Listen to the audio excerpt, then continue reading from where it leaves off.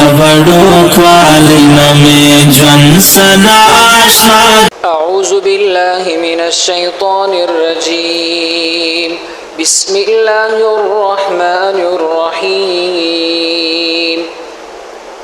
إن الذين آمنوا والذين هادوا والنصارى والصابئين من آمن بالله واليوم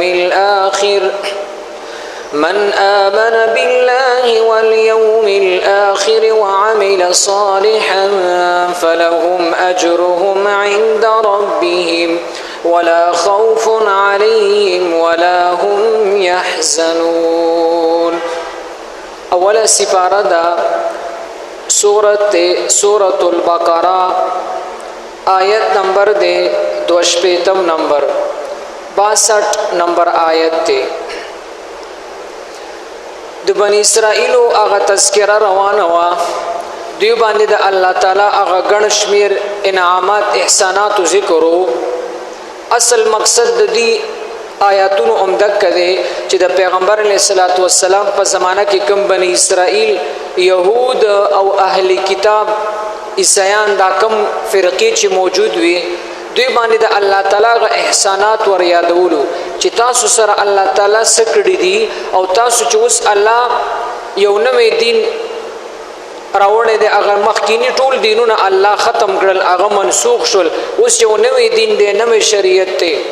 دین علاوه بل هیڅ قسم دین قابل قبول نه دی نو په دې باندې تاسو ایمان راوړی نو چا چې په ایمان راوړی هغه ایمان راوړو او ډیرو په ایمان نه دی راوړی. اوس دلته یو څو فرقې نور الله ذکر کوي هغه ته الله دغه اعلان کوي چې تاسو ایمان راوړئ په الله باندې نو تاسو به کامیاب شئ. دلته یو سلورو ډلو ذکر الله کوي. اولنۍ ډله دا ده ان الذين بشک هغه کسان آمنو چې ایمان راوړي. د دینه کم خلق مراد دي؟ مفسرین وایي امام اهل سنت والجماعت مولانا سرفراز خان صفدر رحمه الله لوی مفسر تیر شوی دی ګجرانواله کې او زمونږ د علماء دیوبند ډیر لوی خدمات کړي دي. منصف مزاج او اغلی کلی دي چې د امنو د دینه مراد هغه مشرکین دي. دیتا امنو زکه ویل شل چې دی د ابراهیم علی السلام منون کیو زکه دوی به د ابراهیم علی السلام هغه طریقې فالو کولې په هغه باندې به دوی عمل کوله او د ابراهیم علیه السلام ډېری طریقې دوی کوي ځکه دوی بزان ابراهیم علیه السلام ته منسوب کو چې ابراهیم علیه السلام کم دین دی او کم عقیده وا زمونږ هم اک دین او عقیده ده. خو به هر حال د ابراهیم علیه السلام ته دوی بعضې داسې خبرې منسوب کولې چې هغه لکه کفر او د شرک خبرې وي. نو دوی دینه مراد هغه مشرکین. دویمه ډله والذین و هغه کسان هادو چې یهودیان دي. یهودیانو ته یهود ولی وی دا یهود دا ټکی اصل کې د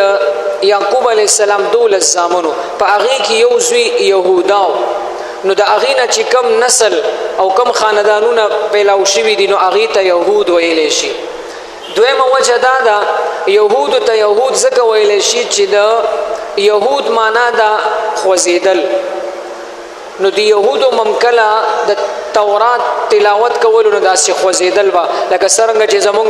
ماشومان سبق وي یا مشر هغه قرآن مجید تلاوت کوي او سور کې شي نو هغه داسې خوځي نو دوی به هم داسې خوځېدل نو دی وجې نه یهود. او درېیمه وجه دا هم راځي یهودو ته یهود ځکه وایي د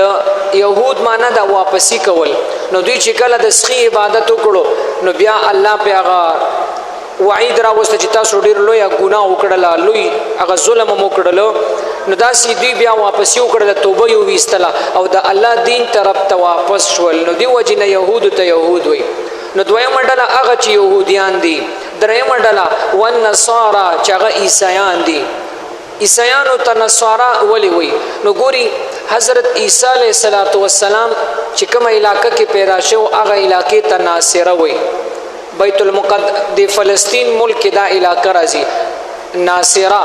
نو عیسی علیه السلام ته به عیسی ناصری ویلی شي. د تاریخ په کتابونو کې مرাজি تورات او د انجیل چې دا کوم وسنی کتابونه دي دوی کې د عیسی علیه السلام د پاره داسې الفاظ راځي عیسی ناصری. نو ناصری د هغه ناصری علاقې ته منسوب دی. نو دی وجینا چې په عیسی علی السلام ایمان نه وړي نو هغه ته نصارا ویل کېدل. او دویمه وجه دا مرضی یو ځل عیسی علیه السلام قوم ورپسې راوچت شو، د بني اسرائیلو اخرنی پیغمبر د یهودو دپاره. نو ټول قوم مخالف شو. عیسی علیه السلام आवाज وکړو من انصاری الی الله، څوک به زما مددگار جوړ شي د الله د دین په خاطر. نو یو څو کسان را پاسېدل، قال الحواریون نحن انصار الله. نو هغه ملګرو ویلي چې ای د الله رسوله مونږ به ستا ملګرتیا کوو. نو دی وجې نه دوی ته هغه نصارا ویلی شو.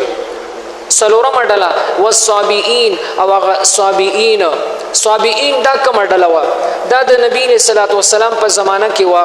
دا اصل کې د داود علیه الصلاة والسلام هغه قوم او دوی به په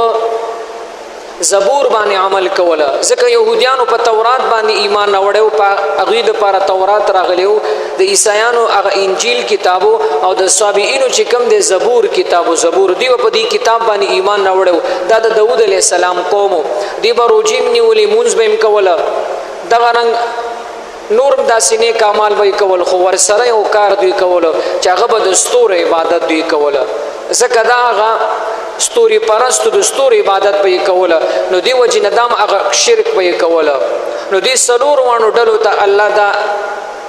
خبر ورکي چې من هغه انسان آمنه چې ایمان یې راوړه. اصل کې ډلې خو ډېرې وي، خدا د پیغمبر علیه الصلاة والسلام زمانه کې او مکی مکرمې سره خوا کې هم دغه ډلې وي، په غټه سطحه باندې هم دغه ډلې وي. اوس خو ډلې ډېرې زیاتې شوي دي، ځکه دا د پیغمبر علیه الصلاة والسلام پیشنګویي ده. پیغمبر علیه الصلاة والسلام فرمایي چې په بني اسرائیلو کې 72 ډلې جوړې شوې وي، 72، او زما په امت کې به 73 ډلې جوړېږي، 73 ډلې، 73، او په دې کې به یوه ډله هغه به د نجات د جنت والا وي، او 72 ډلې دا به جهنم ته ځي، دا 72 ډلې دا به جهنم ته ځي. نو بیا د صحابو تپوس وکړو چې ای د الله رسوله هغه د نجات والا ډله او هغه د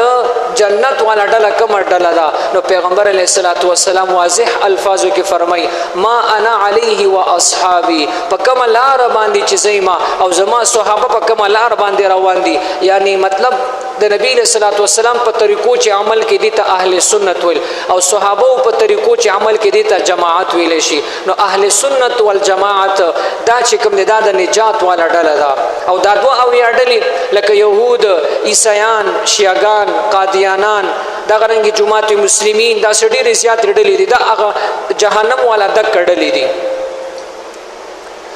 نو نجات والا ډله به هغه چې د پیغمبر علیه الصلاة والسلام په طریقو باندې یو سړی عمل کوي او بیا د صحابو په طریقو باندې عمل کوي. نو او بیا بل خبره ده چې اوس موږ دا څنګه پیژنو چې د پیغمبر علیه الصلاة والسلام صحیح طریقه څنګه ده، یا د صحابو په دې قرآن باندې څنګه عمل کړي، صحابو څنګه مونځ کړی دی، صحابو څرنګه روژه نیولې ده. نو دا به موږ ته علما وایي، علما. نو دې وجې نه موږ وایم چې علما دا د پیغمبر وارثان دي، ځکه تا که دا عالم د منځه وباسي نو د مونځ طریقه تاله نه درځي. که دا عالم مفتی صاحب د منځه وباسي ته د زکات په طریقه باندې نه پوهېږي، ته داسې د روژې د نیولو په طریقه باندې نه پوهېږي، ته د اختر په حساب کتاب نه پوهېږي، ته د قرآن ترجمه باندې نه پوهېږي. نو دې وجې نه څرنګه چې د پیغمبر علیه الصلاة والسلام هغه قدر او عزت پکار دی، د قرآن عزت پکار دی، داسې د صحابو. نو دغه رنګې ګورې د علماو احترام لازمي دی او هغه فرض دی. بهر حال بعضې علما به داسې چې هغه به حق نه وي یا داسې نورو ډلو سره تعلق ساتي، خو هغه چې د هر ډلې سره تعلق ساتي نو زموږ علماء دیوبند هغه اصول هم دک دي چې هر قسمه باطل فرقې سره تعلق ساتي. یو عالمي څوک وابیانو سره وي، څوک پنجپیریانو سره وي، څوک د بل ډلې سره وي، خو عوامو له پکار نه دي چې یو عالم پسې بدې ردي ووایي، ځکه د یو عالم مقابله هغه بل عالم به کوي. خو ستا سره دومره حیثیت ستانه دی، ته د قرآن نه خبر نه، ته د حدیثو نه خبر نه، چې ته راپاسې او ته یو بل عالم پسې خبرې کوې. بهر حال د هرې ډلې سره چې تعلق ساتي نو تاسو ته هم دغه نصیحت دی چې بل عالم هغه هر څه وایي، ګډې وډې وایي، هر څه وایي، خو لهذا د هغه خبرې مه منه او دغه بیانونه مه اوره. خو بهر حال کنزلی ورپسې مکه ویا داسې بد ردی مه وایه د عالم مقابله دا به عالم کوي د دې دپاره علمای دیوبند الله پیدا کړي دي د هر قسمه باطلو فرقو دپاره نو په هر حال پیغمبر علیه السلام فرمایي چې ډلې به ډېرې جوړېږي نو د نجات ډله هغه اکه ډله ده چې د نبي علیه الصلاة والسلام په یوم عربی کې ورځ ته وایي او آخره ته وایي نو ګوري د قیامت ورځ ته اخري ورځ ویلی شي د دې څه معنا د دې معنا دا ده د قیامت ورځ د دنیا په حساب سره د اخرنۍ ورځ ده د قیامت ورځې نه پس به جنتیان جنت ته ځي او جهنمیان به جهنم ته ځي هلته به بیا شپه ورځ نه وي نو مطلب دا د قیامت ورځ دا د ټولو نه اخرنۍ ورځ ده نو دې وجې نه د قیامت ورځې ته والیوم الاخر ویلی شي یعنې اخره ورځ نو د قیامت په ورځ باندې ایمان راوړي وعمل صالحا او دریم خبره ده وعمل صالحا نیک عمل کوي عمل کوي خو صالح عمل کوي ګوري قرآن کې بار بار راځي چې نیک عمل کوي نیک عمل کوي خو د نیک عمل معنا زده کوي نیک عمل ویلی شي د قرآن او د حدیث او د صحابه د عمل مطابق یو نیک عمل کول ګوري قرآن کې راځي مونځ کوي روژه نیسئ زکات ورکوي خو دا به څنګه کې دا به په خپله سوچ او په فکر باندې او د خپل خېټې نه بنا نه کې بلکې ګوري به چې پیغمبر علیه الصلاة والسلام څرنګه مونځ کړی دی صحابو څرنګه مونځ کړی دی بیا صحابو پسې لاندې امامانو څرنګه مونځ مونږ ته پرېښی دی نو مطلب نیک عمل دی ته وایي چې د سنت مطابق وي اوس ګوري مثال سحر 2 رکعته مونځ فرض دی او یو سړی راپاسي هغه وایي چې یاره سحر کې خو یو سړي خوب هم کړی وي ښه فل چارج وي او صحت مزاج هر څه برابر وي نو لهذا په دغه ټایم کې پکار دی چې زه 2 رکعاتو په ځای یو 10 رکعاته مونځ وکړم ځکه ټایم هم راسره وي او موسم هم یخ وي او نه چې چا دغه ټایم کې څه دوکانداري وي هېڅ هم نه وي نو الان کې دا خو ښکاري داسې چې د 2 رکعاتو په ځای د 10 رکعاته وکړل خو د قرآن او د حدیث په رڼا کې د چې کوم دی غلط کار وکړو او د ګناه کار یې وکړو ځکه د عمل به کې یو عمل په قرآن او حدیث باندې به عمل کې خو د سنت مطابق ته به معلومات کې چې دې باره کې د نبي علیه الصلاة والسلام سنت سو صحابه دې باره کې څنګه عمل کړی دی نو وعمل صالحا نیک عمل به کې خو د سنت مطابق نو چې کله دوی دغه کارونه وکړي نو فلهم پس وي به دوی دپاره اجرهم هغه اجر او بدله عند ربهم د دوی د رب په نس باندې به دوی له به الله بیا ښه بدله ورکوي هغه چې هرې ډلې سره تعلق ساتي او ایمان راوړي او نیک اعمال وکړي ولا خوف یو خو به ولا الله تعالی اجر ورکوي دویم انعام به دا وي ولا خوف او نه به وي یره علیهم په دوی باندې یره به پې نه وي یاره دې ته ویلی شي چې په آینده کې په مستقبل کې په تا باندې څه داسې حالات راځي چې سړی یریږي نو په دې خلکو به بیا د